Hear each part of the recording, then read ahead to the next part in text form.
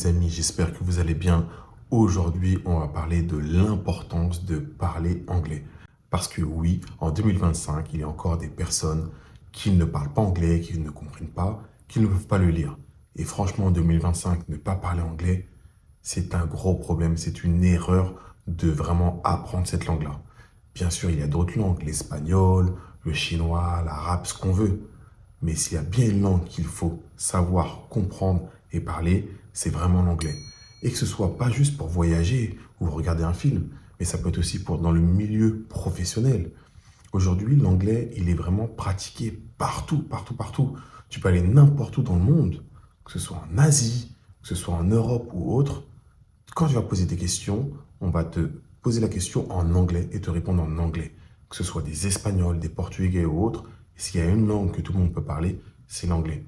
Et aujourd'hui, pour apprendre l'anglais et continuer à développer son anglais, et surtout si tu pars d'une base où tu ne parles pas du tout anglais, il faut vraiment commencer à regarder, par exemple, des séries télévisées en anglais. Toutes les séries que tu regardes là sur Netflix, Amazon Prime, etc. Arrête de les regarder en français. Alors déjà, les regarder en français, en général, ils leur donnent des voix qui n'ont rien à voir avec le personnage, l'intonation, le timbre de voix, etc. Ça n'a rien à voir. Franchement, on va pas se mentir, c'est complètement nul. J'ai l'impression que quand tu regardes une série américaine ou anglaise en français, franchement, on perd vraiment le charme de l'acteur ou de l'actrice. Il manque quelque chose. La dernière fois, j'ai regardé la série Jackal.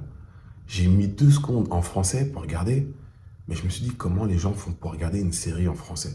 Franchement, c'est complètement nul. Alors peut-être qu'ils n'arrivent pas à trouver de profil avec des voix qui se rapprochent du personnage, mais aujourd'hui, regardez une série en français, vous allez perdre de vraiment l'intensité des acteurs.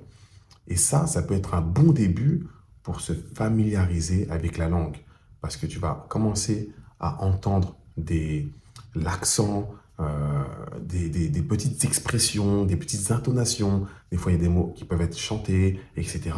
Et ça, c'est vraiment important de regarder que ce soit toutes tes séries ou tous tes films en anglais. Tu ne vas pas passer à côté de ça. Parce qu'aujourd'hui, tout le monde a des plateformes de streaming pour regarder des films ou des séries. Et ce serait dommage de passer à côté, on va dire, de ces cours d'anglais gratuits.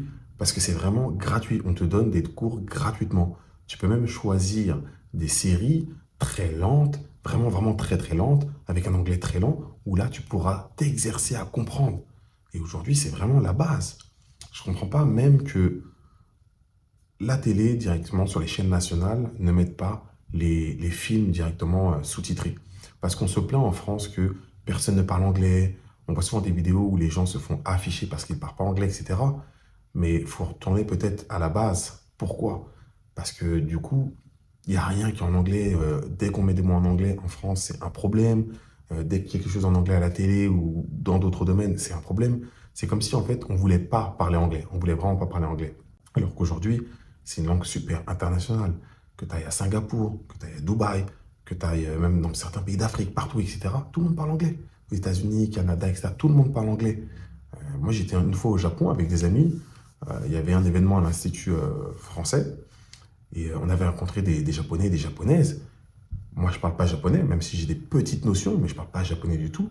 Et la première langue avec laquelle on a parlé avec ces Japonais, c'était en anglais. Même eux, s'ils avaient un anglais bancal, mais on se comprenait. On a pu échanger nos coordonnées, on a pu échanger un café, etc. Tout se passait bien. Et c'est pour ça que c'est vraiment important de parler anglais. Même des fois, tu peux être en transit dans certains aéroports. Quand tu pars de France, par exemple, et tu arrives, je ne sais pas, au Portugal, en Italie ou autre, on va parler en anglais. À part si tu parles la langue natale de la ville, si tu parles italien et que tu es en Italie, etc., il n'y a pas de souci. Mais en général, même quand tu es en Amérique latine, en Colombie, Repdom ou ce que tu veux, on va parler anglais. Et franchement, ça passe aussi par écouter des podcasts. Commencer à écouter des podcasts qui sont très bien faits avec vraiment des podcasts en immersion. Par exemple, l'épisode 1, ça va être je vais au café commander un café, une viennoiserie. Le deuxième épisode, ça va être peut-être je vais prendre les transports en commun. Le troisième, c'est réserver un hôtel, etc. Mais on ne peut pas passer en 2025 à côté de toutes ces ressources gratuites pour apprendre une langue. Bien sûr, il y a des applications, etc. Moi, je ne les conseille pas trop. Mais je conseille plus vraiment la réalité, que ce soit voilà, les séries, les podcasts ou échanger avec des natifs. Et je pense qu'il y a des applications, des sites qui existent où on peut rencontrer des personnes de l'étranger et directement communiquer avec eux dans la langue. Parce qu'eux aussi, des fois, ils veulent apprendre le français ou inversement. Mais passer à côté de ça en 2025, c'est complètement... C'est impensable en fait, c'est impensable. Imaginez vos enfants ne pas apprendre l'anglais, je pense que pour vous, c'est pas possible. Donc, c'est vraiment important, même pour des personnes plus âgées qui n'ont jamais appris cette langue-là, pas de commencer, il est jamais trop tard. Par exemple, moi, je me remets un petit peu à l'espagnol, je commence à regarder mes séries en espagnol, directement, des séries colombiennes ou dominicaines, et directement comme ça, j'ai vraiment, ou même mexicaines, et j'ai vraiment l'accent des locaux. Et j'entends vraiment la voix, etc. Et ça n'a rien à voir avec l'espagnol de l'Espagne. Après, bien sûr, c'est pas facile, je le cache pas, c'est pas facile, parce que bah, notre oreille n'est pas habituée. Si on est habitué à écouter du français à 95% du temps de la journée, à part si on écoute un peu de musique, notre oreille, elle comprend pas des fois les intonations, les mots. Moi, c'était la même chose en anglais au début. Je comprenais pas rien, mais franchement, j'avais du mal. Aujourd'hui, je peux écouter des sons, je peux regarder des films, je regarde les infos, je comprends totalement. J'ai aucun problème avec ça. Je peux, que ce soit au niveau professionnel ou personnel, il n'y a pas de souci. Et je trouve que c'est vraiment, vraiment, vraiment un plus. Même si demain, tu dois aller dans un autre pays et qu'on doit parler en anglais, au moins, tu auras des notions. Mais il ne faut pas rester comme ça à côté dans son petit coin et se dire non, non, moi je ne veux pas parler anglais, je ne veux pas faire ci, je ne veux pas faire ça. C'est tellement important aujourd'hui que ce serait dommage de passer à côté d'apprendre, je ne veux pas dire une nouvelle langue parce que tout le monde a appris l'anglais à l'école, mais de se développer, aller plus loin que juste le hello, what's your name, where you come from, etc. Il faut aller plus loin, il faut vraiment ouvrir les portes, se documenter, aller chercher des podcasts, parler avec des gens. Si par exemple vous êtes à Paris ou à Lyon, Marseille ou autre et que vous voyez des gens qui parlent anglais, n'hésitez pas à aller leur demander ah, vous venez d'où, etc., etc. C'est gratuit et ils seront contents. En général, les touristes, quand ils voient des personnes qui parlent anglais, ils sont contents parce que ça les rassure et ils peuvent poser des questions, etc. Et je trouve que c'est vraiment le bon moyen pour se développer. Si par exemple tu aimes les animés, bon, c'est sûr que les animés, normalement, c'est mieux de les regarder en japonais, mais tu peux aussi les regarder en anglais. Des fois, il y a des animés un peu plus durs, et tu peux le mettre en anglais aussi, surtout si tu les as déjà vus. Franchement, comme ça, au moins, ta compréhension sera beaucoup plus simple.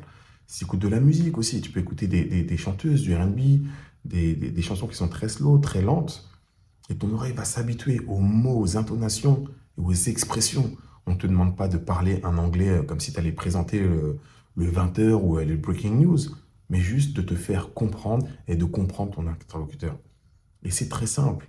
Demain, c'est important de se dire que si on te lâche dans une ville, je ne sais pas, à Amsterdam, et que tu ne parles pas le néerlandais, eh ben, tu peux parler en anglais. Là-bas, ils parlent tous anglais, ils sont tous fluides. Ils parlent tous fluides, vraiment, vraiment, sans problème. Donc, je me dis, si tu veux vraiment apprendre l'anglais, mets-toi une routine. Essaye par exemple le lundi de te regarder un ou deux épisodes full anglais avec les sous-titres. Bien sûr, après peut-être ce sera sans les sous-titres, mais au début c'est avec les sous-titres. Le mardi, essaye de t'écouter des podcasts. Si tu es en voiture ou si par exemple tu prends les transports en commun ou le bus ou autre, mets-toi un podcast. Arrête d'écouter peut-être des choses comiques ou autres, etc. Mais focus-toi, donne-toi des calls. Le mercredi, peut-être télécharge une application. Je ne suis pas trop pour les applications, mais essaie de voir sur une application si tu peux peut-être regarder du vocabulaire, par exemple. Il y a plein de choses comme ça. Il y a peut-être des choses que tu aimes bien, comme le sport peut-être, ou autre, des domaines. Et bah, essaye de faire des recherches dans le domaine-là en anglais. Et je pense, à mon avis, que tu vas te familiariser. Il y a aussi une chose à faire qui peut être sympa, c'est d'aller sur des forums. Par exemple, si tu aimes bien les voyages ou, je veux dire, je sais pas, les sneakers, les baskets par exemple, bah, tu vas sur des forums qui sont en anglais. Donc, et regarder un petit peu les discussions. Par exemple, demain, il y a une sortie d'une chaussure, une nouvelle édition, etc., je sais pas. Et de regarder un petit peu, de parler, de se familiariser avec les mots, le lexique, etc. Et ça peut vachement aider. Après aussi, on a tous des téléphones aujourd'hui. Et n'hésite pas à prendre des notes. Si tu vois des mots ou des expressions que tu ne comprends pas, note-les, et tu les regarderas le soir, ou même pendant ta pause, ou en fin de journée. Mais il y a tellement de, de, de, de sources, tellement d'informations en anglais, tellement de possibilités, que ce serait dommage de passer à côté de ça. Et quand j'entends des fois des personnes qui sont d'Amérique latine, ou d'Afrique, ou même d'Asie, qui apprennent l'anglais et qui parlent après très bien en anglais uniquement avec YouTube parce qu'ils n'ont pas forcément les moyens d'aller à l'école ou de payer des applications, etc. Donc pour eux, le seul moyen, c'est YouTube, mettre les commentaires en anglais, etc. et de se familiariser avec la langue. Et quand tu fais ça pendant un mois, 2 mois, 6 mois, un an et demi, 2 ans, franchement, après, tu parles super bien. Si avec tout ça, tu ne parles pas anglais, franchement, c'est que c'est compliqué.